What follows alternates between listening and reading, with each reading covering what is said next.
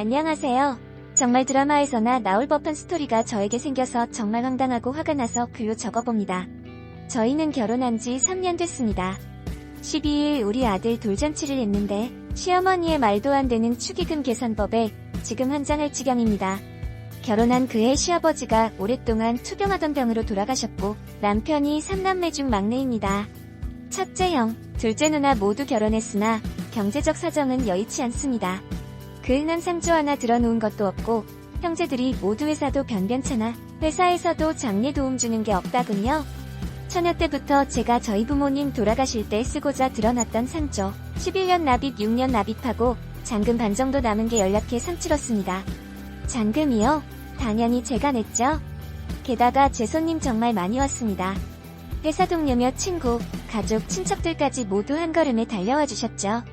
제가 이 얘기 안 하면 그때 저는 시어머님 돌아가셔서 슬픈 거 외엔 없었습니다. 그저 어머님이 빨리 회복하셨으면 좋겠다 싶었죠. 그렇게 1년 지나고 아이 임신했고 시어머님도 참 좋아해 주셨습니다. 아이 키우면서 서운한 일 한두 가지 아니었지만 각설하고 돌잔치 당일날 시어머니 한 분 오셨네요. 아주버님 형님네 식구 콧배기도 안 보이더라고요. 갇혔습니다. 인원 보증 60명 했는데 신랑 측 손님이라곤 시어머니, 신랑 친구 8명, 회사 동료 11명에서 총 20명. 그 외에 모두 제 손님이었습니다. 총 오셨던 분들은 84분이셨고요.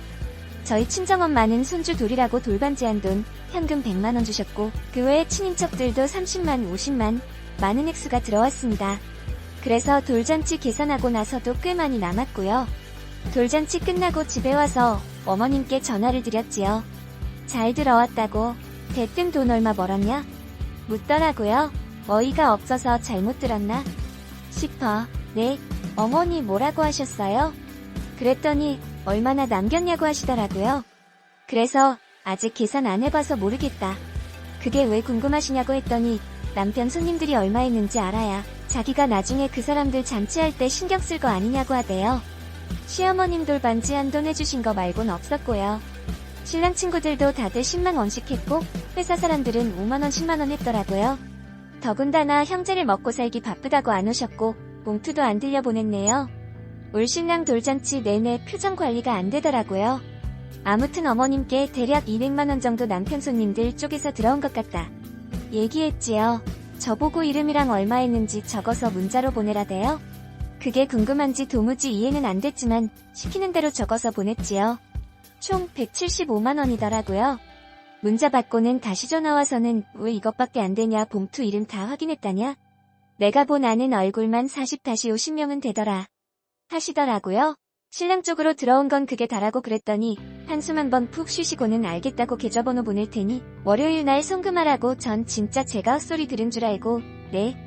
월 송금해요? 했더니 그때부터 다다다다 사부치시더라고요. 당연한 거 아니냐고. 내 아들 손님이고 내 손주 때문에 들어온 돈인데 네가 가지려고 했냐고. 사람이 양심 좀 있으라고. 내가 먼저 전화하기 전에 전화해서 얼마 들어왔다, 이 돈 어떻게 할까요? 물었으면 좋은 게 좋은 거라고 니들 쓰라고 했을 텐데 지금 더하는 꼬라지 보니 주고 싶지 않다고 그 돈 다 내놓으라고 너무 확인하더라고요. 그래서 저도 쏴붙였어요. 그럼 어머니도 아버님 장례식 때 제 손님 앞으로 들어온 돈 정산해 주시라고. 그거 어차피 제가 그분들 경조사에 갚아야 되는 돈인데 어머님이 갚는 건 말도 안 되지 않냐고 대성통곡을 하고 우시네요. 나 참, 시엠이 돈 없다고 무시한다느니, 시댁을 우습게 알아서 막 나간다느니, 지네 친정에 돈 조금 있다고 사람을 깔본다느니 별소리를 다 하시더니 돌반지 내놓으래요. 알겠다고 월요일날 택배로 보낸다고 하니 지금 당장 들고 오라. 난리가 나서 신랑 보고 가져다 드리고 오라고 50 펴서 반지 들려보냈습니다. 남편 시댁 도착하자마자 와서 잘못했다고 빌어야지 어디서 버르장머리 없이 반지 갖다 주라고 남편 보냈냐고 유글유글 어머님께 신랑 바꿔달라고 해서 신랑 받자마자 어머님도 들으라고 아주 큰 소리로 이주는 이혼하자고, 너 같은 놈이랑 못 살겠다고 어디서 그 지근 성이냐고 소리 지르고 전화 끊었네요. 남편이 3시간 있다 기어들어와서는 아무 말 없이 옷 갈아입고 자네요. 안 그래도 형제들 돌잔치 콕배기도 안 되고 친구 동료를 많이 안 와서 속상할 텐데 애꽃은 신랑이 다 뒤집어쓰고 바보 되어버렸네요. 그냥 175만원 먹고 떨어지라고 줘버릴 거랬단 생각이 드는 짜증나는 밤입니다. 어떻게 됐다 궁금해하시는 분이 계실 수도 있다고 생각돼서 뒷이야기를 좀 써볼게요.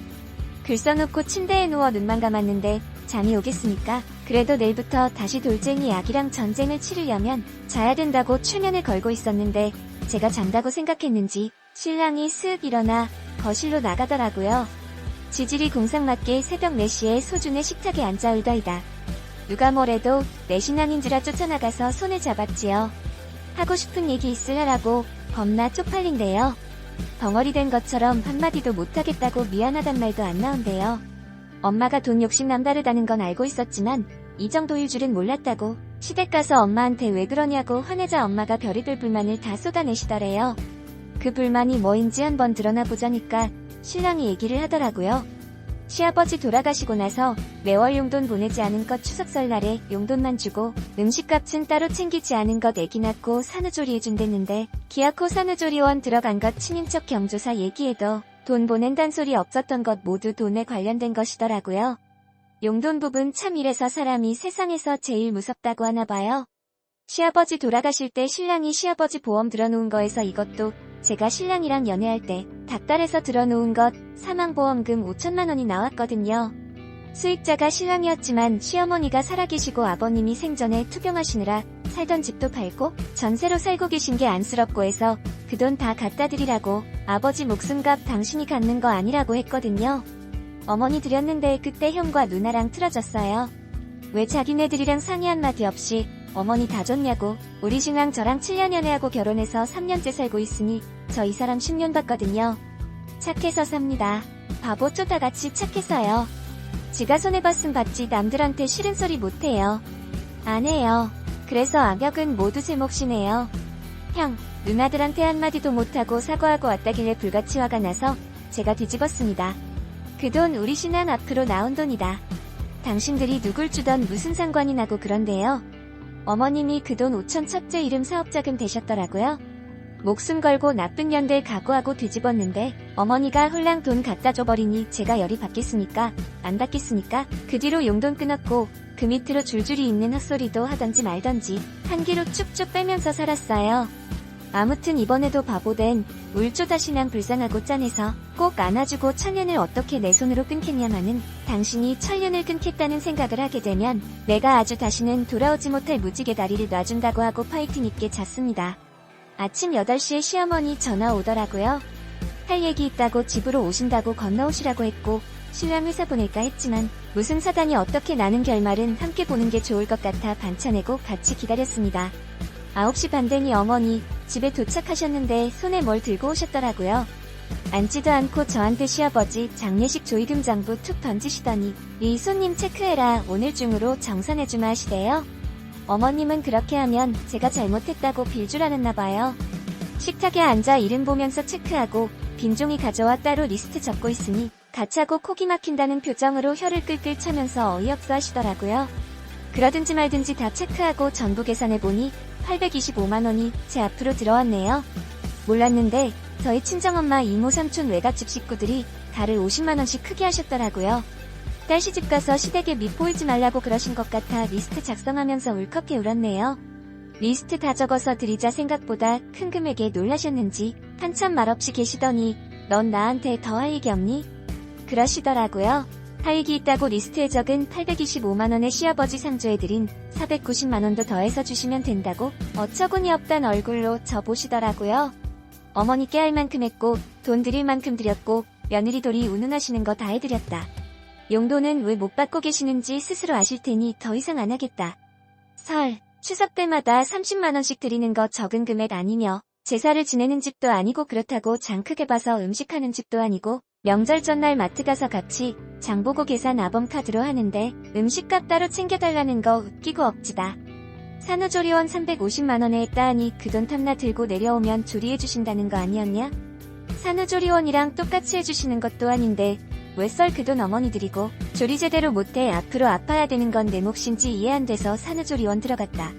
친인척 경조사 하셔서 어디서 언제 하다 가운데면 기겠다는데도 오지 말라 돈만 보내라 하시는데 그것도 한두 번이지 경조사 있었던 친인척한테 추기해줘서 조의해줘서 고맙다는 말 한마디 못 들었다.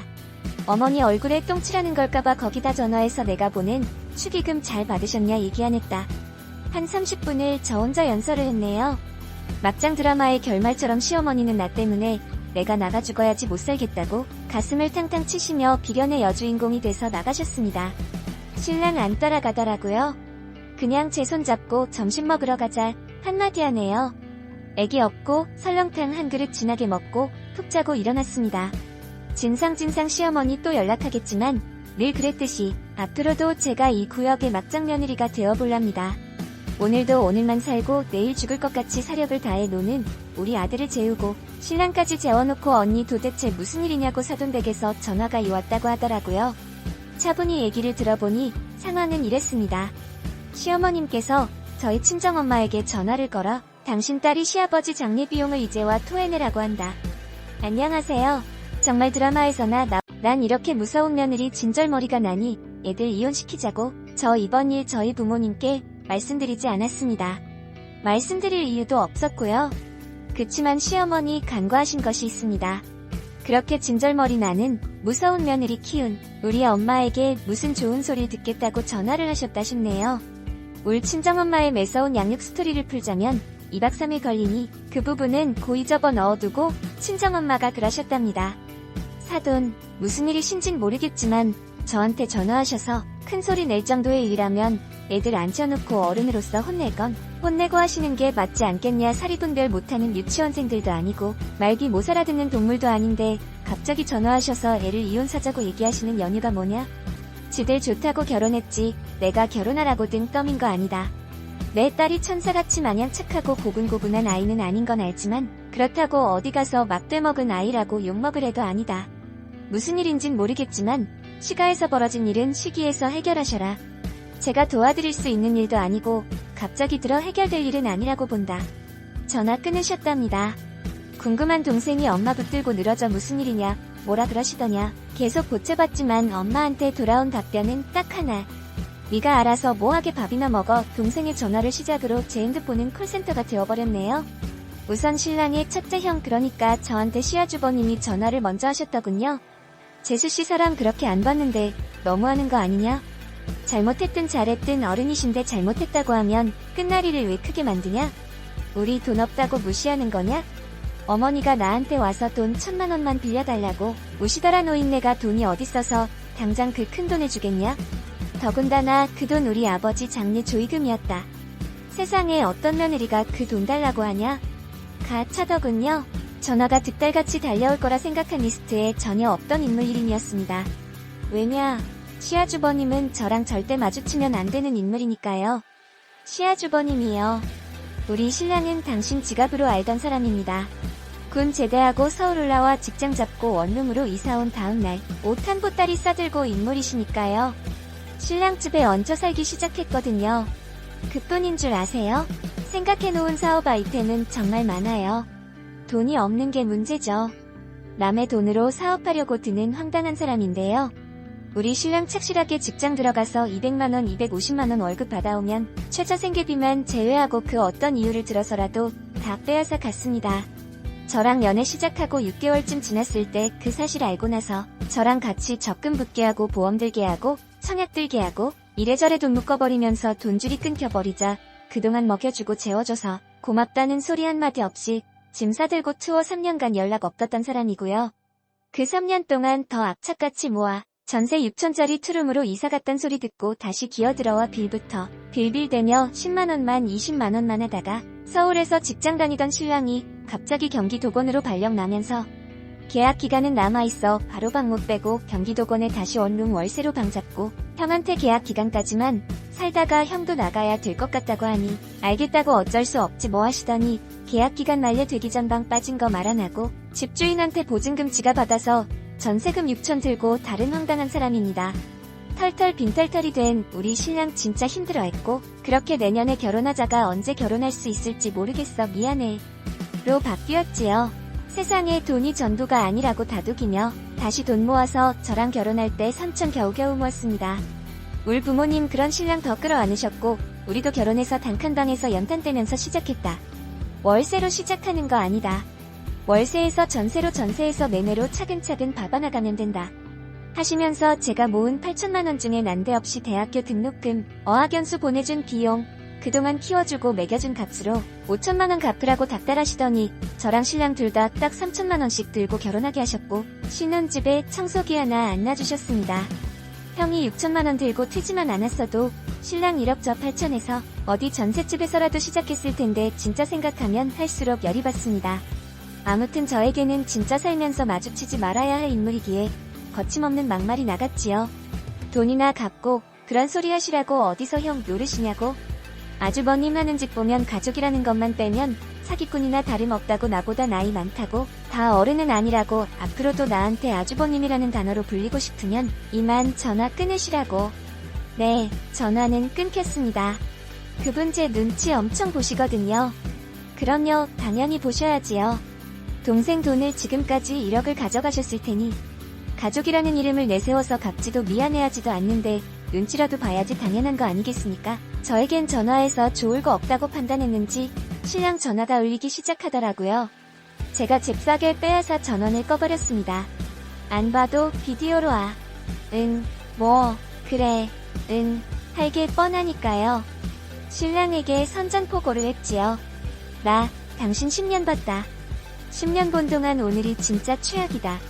지금까지 당신 식구들한테 지갑 취급당하면서 돈 빼앗기고 산 거 당신 인생이니 뭐라 안 한다. 그치만 이젠 다르다. 나랑 아들내미 생각해서라도 그따위로 살지 말자. 남한테 피해주지 말고 피해받지도 말고 살자. 알겠냐? 고기를 끄덕끄덕 눈물이 한 바가지 고였더라고요. 그리고 신랑을 앉혀놓고 얘기했죠. 난 계속 이렇게 바보처럼 못 살겠다. 니네 집 식구들 그 지근성 정말 지긋지긋하다. 베풀어주면 고마운 줄 모르고 더 달라 더 달라. 나는 돈 찍어내는 기계를 집에 놔두고 사냐? 당신과 나의 노동의 대가는 당신 내 식구를 배불리 먹이고 입히는 거냐? 당신이랑 나 삼촌에 월 40만원 월세로 시작했다. 2년 월세로 사는 동안 우리 얼마나 힘들고 이를 악물고 살았냐? 둘이 마트에 가서 스팸 3개짜리 묶음 살까 말까 10분 고민했던 기억 안 나냐? 우린 그지같이 살아도 공경할 건 하고 베풀 전 베풀고 살아야 한다고 생각해 시댁에 할 만큼 했다. 그렇다고 받았냐? 시어머니 손주새끼 태어났다고 돈 10만원 안 줬다. 시댁에서 받은 거라곤 둘째 형님네가 사가지고 온 베넷저고리 2개였다. 난 그래도 감사했다. 비록 내가 지금까지 형제들은 돈 때문에 눈을 기며 살아도 애들이 무슨 죄냐 싶어 첫째, 둘째 조치를 어린이집 가고 유치원 가고 초등학교 들어간다고 때때마다 10만원씩 20만원씩 책가방 사주라고 드렸던 돈, 명절 때마다 쥐어줬던 용돈, 잔치 때마다 쫓아다니면서 부었던 돈, 나한테 고이 되돌아올 거라 생각하진 않았지만 적어도 그 사람들이 고마워하면서 살 거라 생각했다. 그런데 아니다. 이게 뭐냐? 대체 어디까지 해야 되는 거냐? 다다다다 떠들던 내 얘기 단 한마디 반박 없이 듣던 신랑이 아무 말 없이 핸드폰 전원을 켜더라고요. 그때 신랑 눈빛을 보고 알아챘습니다. 아, 이제 내가 할 몫은 다 했구나. 마무리는 신랑이 알아서 하겠구나. 시어머니께 전화를 건 신랑이 딱 한마디 하더라고요. 어머니, 그동안 키워주셔서 감사했습니다. 앞으로도 건강하시고 이제 막내 아들은 없다고 생각하고 사세요. 그리고 전화를 다시 끄더라고요. 물론 곧 바로 저한테 시어머니 전화가 왔죠. 신랑이 제 핸드폰 가져가 전원을 꺼버렸습니다. 신랑 회사 월차 내고 오늘 하루 쉬었습니다. 전쟁 같은 월요일을 보내고 오늘은 아침 일찍 새 식구 옷 챙겨 입고 차 끌고 나와 드라이브도 하고 외식도 하고 춥지만 동물원 돌아다니면서 사진도 찍었네요. 그치만 느낀 점은 돌쟁이 애 데리고 밖에 돌아다니는 건 할 짓이 아니라는 거 집주인에게 연락했습니다. 죄송하지만 계약 기간 다 못 채우고 이사해야 할 것 같다고 부동산에 집 내놔달라고 말이죠. 오늘 전화번호를 둘 다 바꿨습니다. 그리고 당분간 저랑 아기는 친정에서 지내기로 했습니다. 다시는 되돌아오지 못할 무지개 다리를 건너버렸습니다. 30년 넘게 같이 살아온 식구들의 손을 놓는다는 거 그거 유쾌한 일은 아닙니다. 질질 끌고 또 끌고 아프고 상처받고 패인 상처가 또 패이고 그게 흉이 되고 그간 많이 힘들고 또 처절했네요. 난 이렇게 무서운 며느리 진절머리가 나니